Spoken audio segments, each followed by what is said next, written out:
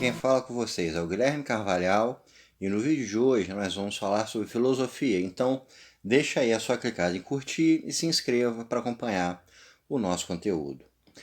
No vídeo de hoje a gente vai falar sobre duas correntes filosóficas que foram as principais da Europa nos séculos 17 e 18 e que eram pensamentos filosóficos divergentes entre si e que cada um deles cada uma dessas correntes gerou críticas com relação à outra.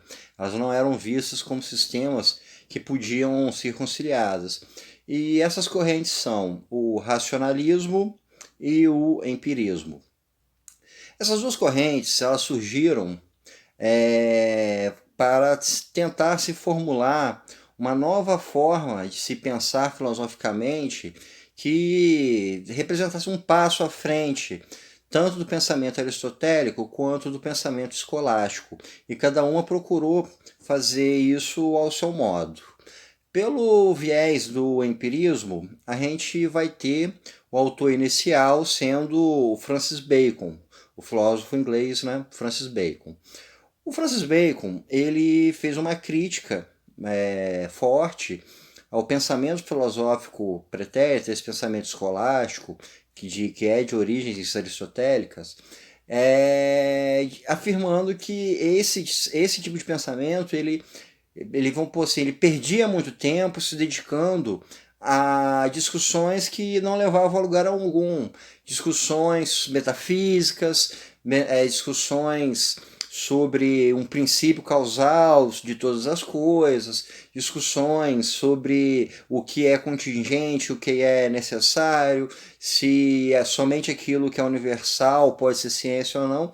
Ele achava que esses debates todos não levavam a nada e que a filosofia ela deveria ser algo prático. O pensamento deveria ser aplicado para gerar algo útil. Ao invés de se preocupar se o pensamento, se um determinado pressuposto, se ele é universal ou se ele não é universal, seria muito mais útil estar pensando em formas de se construir um navio mais rápido, ou em formas de uma ferramenta ser mais produtiva, ou em formas de fazer uma plantação ter colheitas melhores. Ou seja, o pensamento deveria ser focado para a utilidade. O conhecimento ele tinha que ser uma ferramenta para o ser humano, ele teria que dar resultados para o ser humano. Então, esse foi o princípio que o Francis Bacon estabelece para a filosofia, que ela deveria se preocupar em pensar o empírico, em pensar aquilo que está no cotidiano, aquilo que está no dia a dia, aquilo que vai ser prático, aquilo que vai ser utilizável. Tanto é que ele estabelece uma das suas ideias mais famosas, que são os 4 ídolos, o ídolo da tribo, o ídolo da caverna, o ídolo do foro e o ídolo do teatro, que seriam justamente os elementos que atrapalhariam o ser humano a alcançar esse conhecimento útil, esse conhecimento empírico. Então, a partir do Francis Bacon, a gente vai ter um novo viés de pensamento que vai ser extremamente influente, porque vai influenciar todo o pensamento científico da época. E a gente tem que pensar que o século XVII foi uma época de um pensamento científico muito forte, vindo de autores, de cientistas como Galileu, como o Giordano Bruno e até o próprio Isaac Newton. Então, essa linha de pensamento empírico estava alinhada com todo um processo de mudança de pensamento que ocorria na Europa. Já o pensamento racionalista, ele nasce com o René Descartes.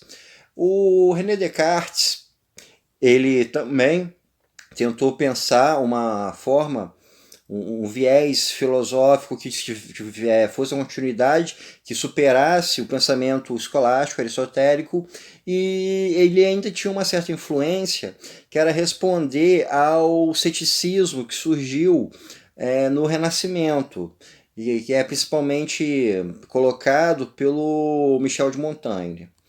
O René Descartes ele parte do princípio de que os sentidos são enganosos. Você não sabe se aquilo que você vê é real ou se é uma ilusão, se aquilo que você escuta, se aquilo que você toca, se tudo aquilo que a sensação lhe diz, se aquilo realmente é real. Ele vai então procurar algum princípio que possa justificar um conhecimento de fato sólido, um conhecimento de fato palpável. E é quando ele vai chegar à sua famosa frase, que é o penso, logo existo. O princípio básico da noção de conhecimento é você reconhecer a si mesmo como existente. Eu posso saber que eu existo porque eu penso. Eu não preciso de nenhuma forma de sensação para me afirmar isso. Eu sei que eu existo. E isso independe de você enxergar, isso independe de você escutar. É um conhecimento básico. Então, pelo uso de uma razão, apenas pelo pensamento, eu consigo chegar a essa conclusão. Então, daí por diante, você vai ter todo o conhecimento que o ser humano pode produzir sendo oriundo do pensamento e não das sensações. Então, a gente já pode ver como que essas duas escolas elas não concordavam entre si. O pensamento empírico, tanto a partir de Francis Bacon, quanto de pensadores que vieram depois dele, como David Hume, como Berkeley, como o John Locke, eles vão considerar que todo conhecimento humano ele vem das sensações. Se você consegue pensar que existe um círculo, é porque você viu um círculo em algum lugar. Se você consegue pensar que uma semente de uma planta brota e nasce uma árvore, é porque você viu isso acontecendo. Então toda a forma de pensar nasceria da experiência, das sensações.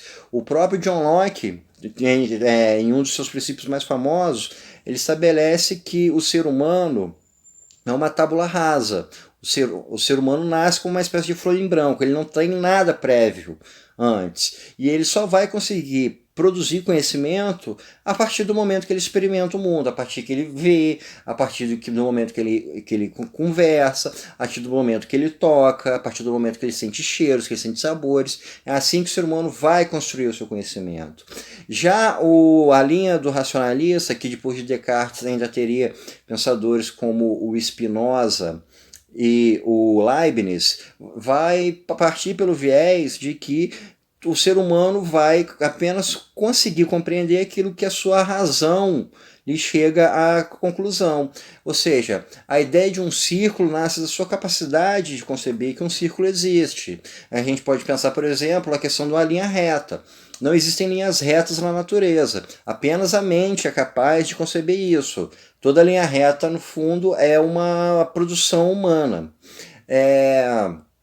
Então, a linha do racionalismo ele vai pensar que somente através da razão você consegue chegar a determinadas conclusões. E aí a gente vai ter o estabelecimento da matemática como uma das principais formas de se pensar, porque a matemática independe de experimentos. Você não precisa de nenhum experimento para concluir que 2 mais 2 são 4, ou para concluir o teorema de Bhaskara, por exemplo, ou qualquer outra formulação matemática que for criada. Tanto é que a gente pode ver que na física e na astronomia, boa parte do conhecimento nasce primeiro de teorias e apenas depois vão ser comprovadas empiricamente, ou seja, a base do conhecimento humano, então, seria a própria razão, a própria capacidade de racionalizar.